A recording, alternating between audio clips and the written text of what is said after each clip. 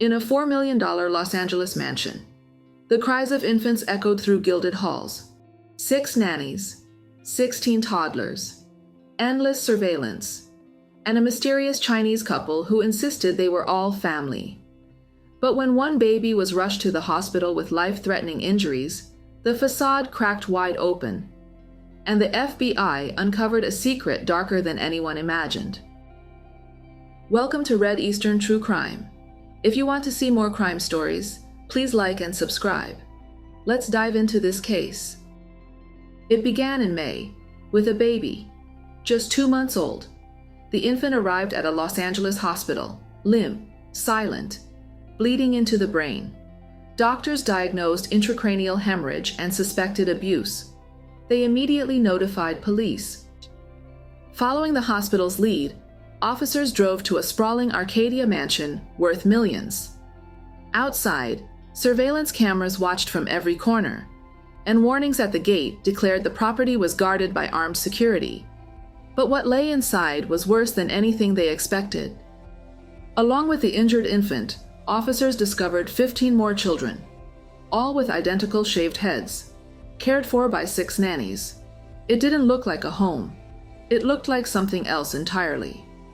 When police reviewed surveillance tapes from May 5th, the evidence was chilling.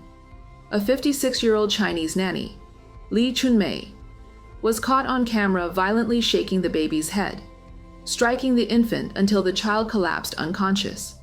Standing nearby were the baby's legal parents, 38-year-old Sylvia Zhang and her 65-year-old husband, Guojun Xuan. They watched it happen. They didn't intervene. They didn't call for help. For 2 long days they did nothing, until the baby suffered seizures, forcing them to rush the child to the hospital. And this baby wasn't alone. Beyond the mansion, police found 6 more children hidden in other Los Angeles properties. With the hospitalized infant included, the tally reached 22 children in total. Sylvia Zhang insisted all 22 were her own. She told police she simply loved big families. But when officers examined the paperwork, every birth certificate listed Sylvia as the mother and Xuan as the father. The children ranged in age from 2 months to 13 years old. Yet all those inside the mansion were toddlers under 3. Their birthplaces were scattered across different states, and the spacing between their births was impossibly short. It was biologically impossible for Sylvia to have carried them all. On May 9th, Sylvia and Xuan were arrested on felony charges of child endangerment and neglect. The nanny, Li Chunmei, fled and remains a fugitive. Investigators soon uncovered another layer. The Arcadia mansion was more than just a residence. It was the headquarters of Mark Surrogacy, an agency that arranged babies through surrogate mothers. Sylvia Zhang was its operator. And of the 22 children, police believe only 1 or 2 were actually born to her.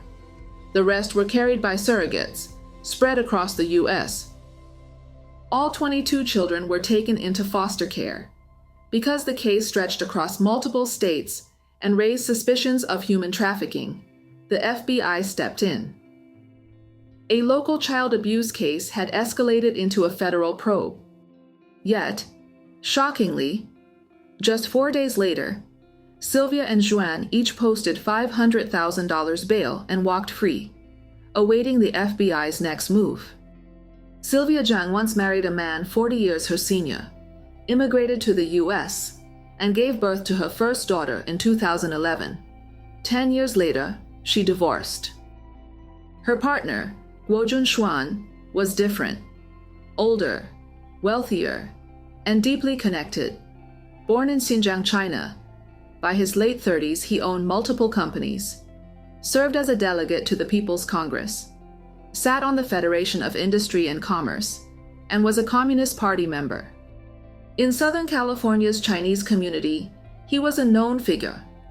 He attended high-profile events, held leadership roles in multiple organizations, including the Xinjiang Chamber of Commerce USA, and often appeared alongside business elites. In California, he ran a real estate firm that, according to property records and testimony from employees, bought over 100 Los Angeles properties, many acquired through shell companies at foreclosure auctions. The Arcadia estate was enormous: 9 bedrooms, 11 bathrooms, more than 10,000 square feet of luxury, a pool, gardens, a wine cellar, and a 3-car garage.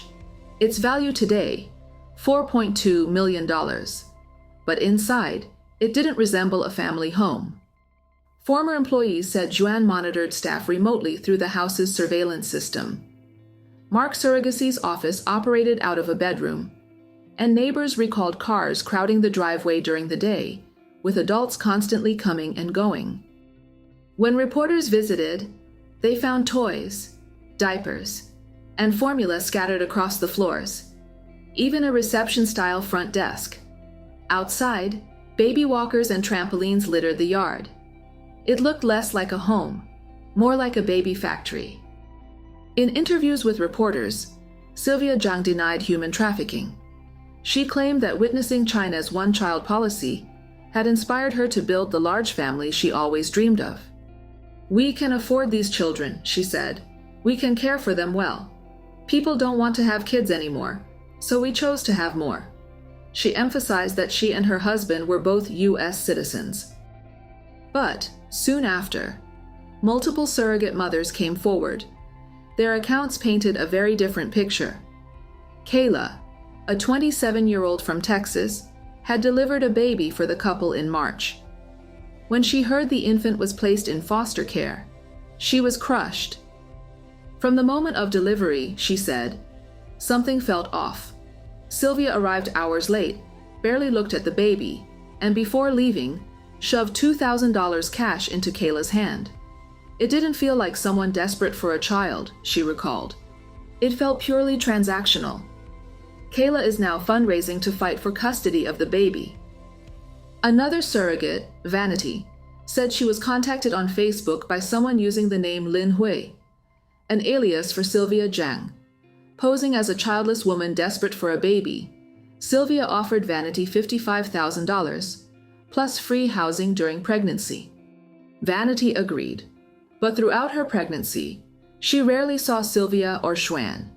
Most communication came from Mark Surrogacy employees. The only time she met Xuan was at a contract notarization, where he and Sylvia were named as the intended parents. Late in her pregnancy, Sylvia slipped. She showed Vanity a photo of a 10-year-old girl, her daughter. Vanity was shocked. She had believed she was helping a childless couple, only to realize Sylvia had children all along.